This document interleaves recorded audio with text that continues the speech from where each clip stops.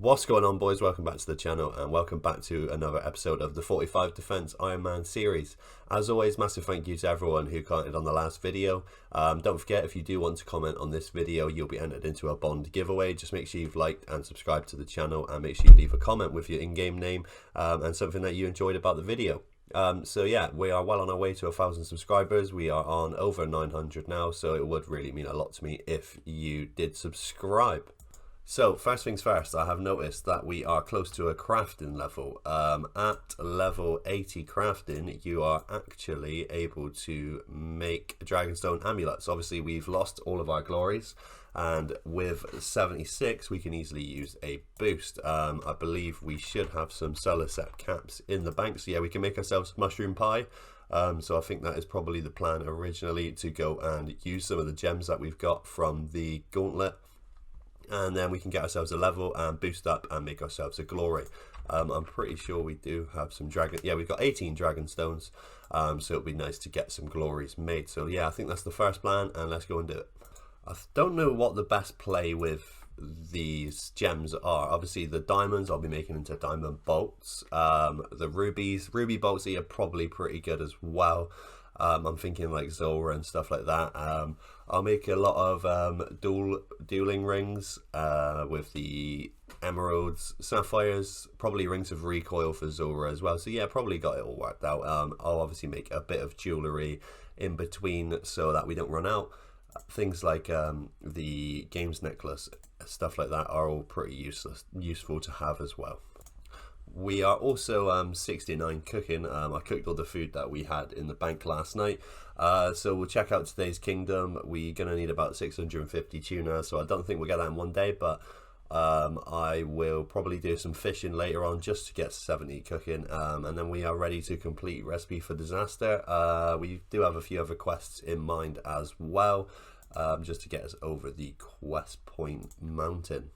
In terms of herbs, we should be having quite a lot of those in the bank now, which we can kind of keep using, and we will be getting range potions in the next level. So I think it might be time to try out some Zora. I don't know what it's going to be like without the trident, but I think blood bursts will work pretty well. We've got a ton of runes and a ton of money. Money's not really that important on this account, so I definitely think I might give it a go in a couple of episodes, as well as we do really want to get the fire cape also.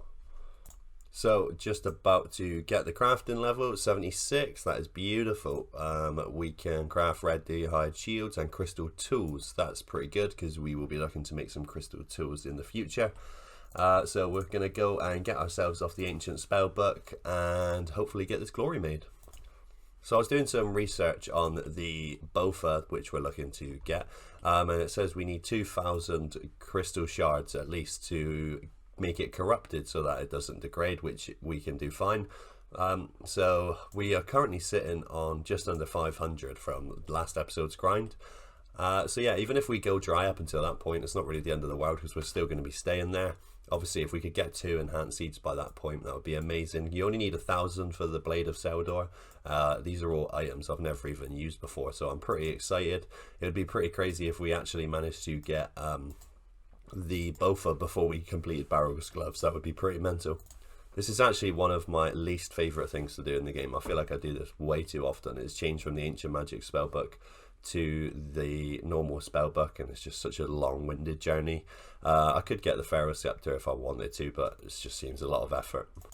Just realized I could actually move my house down here and make that a little bit faster, but my house was in Hasidius for a reason, but I suppose I could move it potentially. Definitely feels nice having the graceful setback. Used to use a lot of energy potions on stupid stuff like this, but you know, I can't really be bothered to start walking just for the sake of it. Energy potions are pretty disposable anyway. We'll be keeping our super energies for the stamina potions that we're going to get soon. We will be going probably straight through to 80 and then see how many crystals we get from there now that we have the graceful set. And there we go. We have arrived at the altar. We will swap. And let's go and get this glory made. Don't have any balls of wool left, so we are going to go to get some of them first. And there we go. We'll get ourselves 20 balls of wool, head to our house, go to Edgeville, and get ready to eat this mushroom pie. I actually had a mushroom pie in the bank, so that is beautiful. It saves me having to cook them, and it saves ourselves another boost in the future. So yeah, now we got our balls of wool. We will get ourselves out some Dragonstones. We'll go for 14 of those, and wool we will go for 14 of those. And yeah, let's go make a glory. Another thing forgotten, for some reason my ring mode isn't there anymore. We're going to sort out this bank soon because we are starting to run low on space, so I think I definitely do need to do that. Right, here we go. We're going to eat the mushroom pie. We are going to sprint, and we are going to make ourselves I took a necklace mode, not an amulet mode, for God's sake. I'll get good at this eventually. Beautiful. Right, we got ourselves some Dragonstone amulets. I think since I've wasted a little bit of time, probably just make like 6 or 7 to start with. Don't really plan on dying too much more, hopefully, so we'll go get ourselves our balls of wool, and we will quickly string them. And there we go, we have our Dragonstone amulets back. I will enchant them quickly after. And there we go, we got the runes, and beautiful. We have ourselves some Amulet of Glories again. We can actually charge them as well now, so that is good now that we have defense. On the pure Ironman, we weren't actually able to charge those, so that's pretty good. We will go and check out our kingdom loot. I know it's literally been like 2 days or 1 day, I think, so it's not going to be crazy loot, and then we'll go from there, really. Think I'm fancying a quick little corrupted gauntlet run as well, so we'll do one of those. We'll actually record it just so we can see the improvements of when I got my first kill count. So yeah, let's have a little go. It's easy enough to get back there, and we'll give it a little test out and see how we do. I don't really fail anymore, so that is famous last words, but we'll give it a go anyway. So when I start, I still do a similar sort of plan. I either pick my path and just go from there. So first room, I'll always go around in a square. If you follow the mouse, you should end up with a nice amount of resources and the weapon frame that you need. So we'll quickly loot these first couple of rooms, and we'll see what our loot looks like. So there we go, just like that. We've already got the weapon frame, we got the 100 shards that we need, and we've picked up 7 of the farming supplies, 3 of the other 2. So yeah, we'll make ourselves the tier 2 bow, 2 vials, and we have enough to make another teleport as well. So now we're going to head straight north, fight our first boss, and yeah, get some nice shards and some loot. Even though the bear is pretty useless to us, it still drops the spike, which we can get 80 shards out of, so I always do end up killing that one. And you get a nice amount of shards from the drop as well. Found our dragon in the room just next to it, so we will slay that, and we have our orb.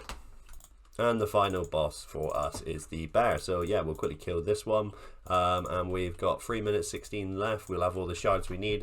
Gives us plenty of time to do some fishing as well. Finished off the final resources, still got 2 minutes left, so we've got plenty of time. Also used up my prey. We made ourselves our tier 2 armor, run back, grab our fish. We can drop anything that is unnecessary. We got our staff. Luckily found a fishing spot pretty close, so we got 1, 2, 3, 4, 5 fish. That will give us 4, 8, and 12, so we'll have 17 fish. I might even be able to pick up a couple more if there's any nearby. And we are looking beautiful for the boss fight. Managed to find another fishing spot. We can drop all of the stuff that we don't need anymore, teleport back, cook the fish, and we're ready to go. Gonna jump into some post commentary. So boys, we're back and we are fighting the boss as always. Few things I've learned, just kind of like the little things, sort of finding out when he's going to switch his prayers so you can never really miss a hit, which is pretty good for me. I do really still enjoy doing this boss even after 60 odd times later. So yeah, we do have a lot of frames being messed up when I'm recording for some reason. It's never usually like that, but we seem to have struggled in this little clip here.